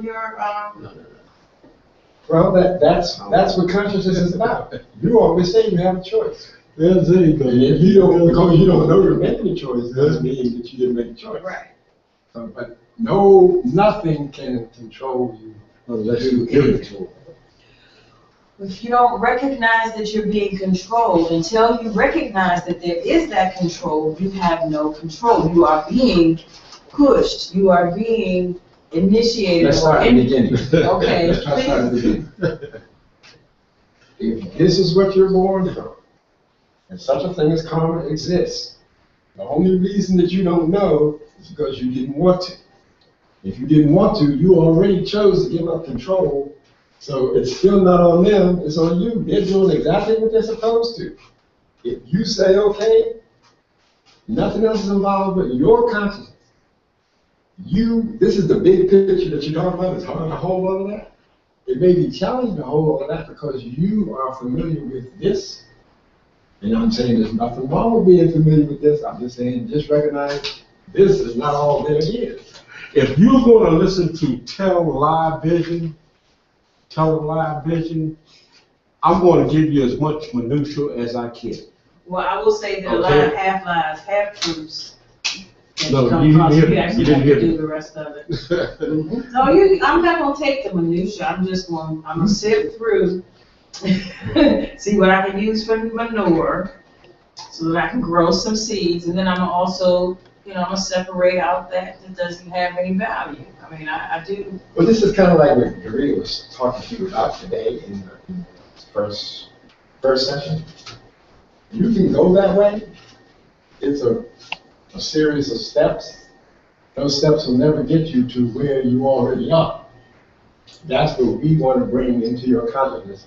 You don't have to figure this out. You don't have to do da-da-da-da-da. You just need to be aware of who you really are, and all that stuff is already done. It's already done. And people say, well, yeah, but that's what I want, but I don't want it to work. That's the catch-22. So, you two were at that point. He had half truth, you had half truth. Neither one of y'all Put gonna our two move. half truths together. Huh? We put our half truths And together. have a whole or a whole lot. No half of them. The lie half is there at the bottom. Sink to the sea. Sea, water, Atlantis, yesterday, beach. There were, we're seeing all these different living things in the water. And it just brought me to the fact that you said that they're now discovering and finding some things. I mean, we got these ancient water creatures.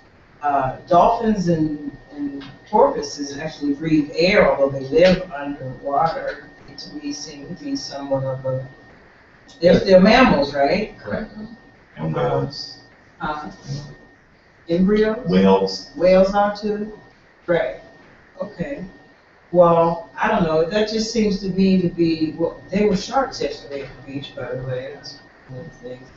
But I saw the two sharks. And they were big. No, they came up out of the water, and there was some like, redness with one of them. And I don't know if they had just eaten something or what. But I don't know. It just made me think like, okay, you know what? There's some ancient stuff in this water that it's probably affected by all the different contaminants that are in there that influence it to grow in specific ways or not grow in specific ways, have a missing fin or missing whatever. I don't know. I went there because I started thinking about, that we actually possibly, it's said that we were at one point water, we lived in water. people, yeah. I mean, it just feels like natural for us. When we go in the water, when we go to the sea, when we go to the beach, we go get energized. We go, as long as it's clean. I mean, a lot of times we're afraid to get into what looks like polluted water. Rose was saying that in the tropics, a lot of times, it's a very cleansing, very connecting, very, spiritual sort of activity. For more tropical people are more spiritually connected because they stay in the water, they stay energized by the water and cleansed as far as their spirit. That's something else that it sloughs off, if I'm not mistaken. And Dave, tell me about that. Are you with me on what I'm saying? Any of that ring a bell with what your thoughts might be? I'm walking with you, and I would never say that you were right or wrong because you have your truth. And I want you to be able to stand in your truth until you can't stand in it and then get into who you really are. Okay, well, I guess I was trying to get away from having to stand up. My knees were starting to hurt. You're a very clever girl. You're a very I clever was girl. trying to get you to help me stand up with me. Let me lean on you right quick. I've been there. You could have wrestled that shark. You know what the thing was? I had planned to be on one of those floating things, and I was going to be out there in that water. And right in front of me is where the sharks came up. One came up right in front of me as he went by. And then another one, not too far behind him, but in the same line, came up in the same area. Except, when you answer your question, Yes. Except said, what were you thinking? How you know they were sharks? Before you saw that shark? Because then I wanted to see something special. Well, see how powerful you are? But you weren't looking at that part of it, and that's what we want you to start looking at. That's what, Remember my two umbrellas? You wanted to go into your quiet moment and you wanted to really experience the beach scene I and did. the elements of the earth. And I was like, And you wanted to see something special. There's something more special than sharks, though. you know, special to one well, is not sharks so are special special. to She another. needs to find out what that is a symbol is. I know, I was just picking That's on all her right good. here. I don't know, I just know. But she created that, right? Mhm. You created And I it. didn't say nothing to nobody. The man came from the other end of the beach. There's sharks in the water. Get out the water. There's sharks in the water. And then, you know, I'm like, Yeah, you wanted that experience. I was like, really? You wanted the That's what I saw. jaws. You wanted the jaws. I needed a compliment. Get out of the water. I'm like, everybody else see that. I Did can't you say watch that. Jaws before you went to the beach? But I was thinking about y'all before I saw the sharks. I said, I want to see something special. And I said, but nah, I don't need to see nothing special because even if I did see it and nobody else see it, everybody else gonna say, oh, you ain't see it. So I'm like, okay, I'm just sit there. And then I saw something special, but then y'all started walking up. And the guy, you heard the guy, didn't you hear the guy say something about the sharks? I really didn't hear that. I don't know if Dorita and I were on our way back. He came up, Left you me and and Sheila, yeah, me and Sheila were up there when he was talking. Are you heard that? Let me think about it. I like the class, but, let me think about it. Put your birthday and your name there. When they find a chart. You will say something about my birthday? Yeah, he does the interpretations. Yes, You're gonna say something about my birthday? You know, You say Have a something. conversation with You you already about it. Say something, okay? you already know what he's gonna say. Okay, okay. You've been listening, My already. birthday and what else? You've been listening, you've been paying Where attention. you at? Oh, yeah, Where right. you born? Ooh, and my nose. You know time? Ooh. Things been coming in the water a little bit for me, you know. I don't know. What else? We'll figure it out. My age, That's beautiful. my country, what else? Like him saying when the book fell off, it was just time for him. My He could read it and actually understand it, interpret it or whatever. When it fell off, it was like, it was time, like when the student is ready, the teacher will appear. Well, I knew that when I was gonna go back to court for trial, and I just said, I was thinking about the DA, the bald-headed guy, Okay, thank you. African-American bald-headed guy. And, I was just saying You to said, myself, victory is I mine. said, he can be moved out of the way. Oh, And okay. so as we were driving to the courtroom, me, Sheila, and my brother, my husband, he comes walking across the street. As soon as we got to the last stop sign before we And get you didn't to hit him the going across the street, you know how to do You're my gonna make husband was us driving. And I said, there he is. I You gotta said, make there one he good. is. I said, I ain't scared of him. That's just one thing. I said, he thought he was gonna intimidate me, but I am not scared of him in the least because I am spirit and I know he can be moved out of the way. Now, I guess I didn't say that I can move him out of the way, right? So when we got in the courtroom, he wasn't there. It was a white man. He wasn't moved there. out the way. He was not. He, down there, where did I will him to go? Harass somebody else?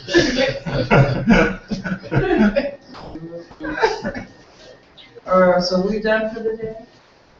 So I'm recognizing Your who I power. am and my power spiritually. And then after the court, they said, what are you gonna do? I said, you know what, I'm just gonna let the ANC people handle this. And that's what I did basically, so I get an email saying, he applied for a entertainment license. Get your people together. And I sent the email back and said, Who applied for the Um, entertainment? the neighbor who had me, who brought the charge up against me For what? for his business. For his entertainment business? Well, he has a brewery, but he wants entertainment. And so he just disturbs the neighborhood. Just right? meaning that he's trying to circumvent some of the natural process. Yeah. And his neighbors, you know, it's like he wants his neighbors to be accommodating to him, and he doesn't want to be accommodating. Did you get my emails? Oh, you sent me email? Wow. No. Earlier in the week, I called you earlier in the week. I don't get no response from you. Oh, you know, this, cut it off, and let me, I'm just trying to show you what this phone is doing. Yeah, you should. And so, to say, to finish that point is that, you know, I speak what to come in order. And believe that it's gonna come in order. From this group. And I spoke. So he's gonna be gone. The guy, Yeah, he'll be gone.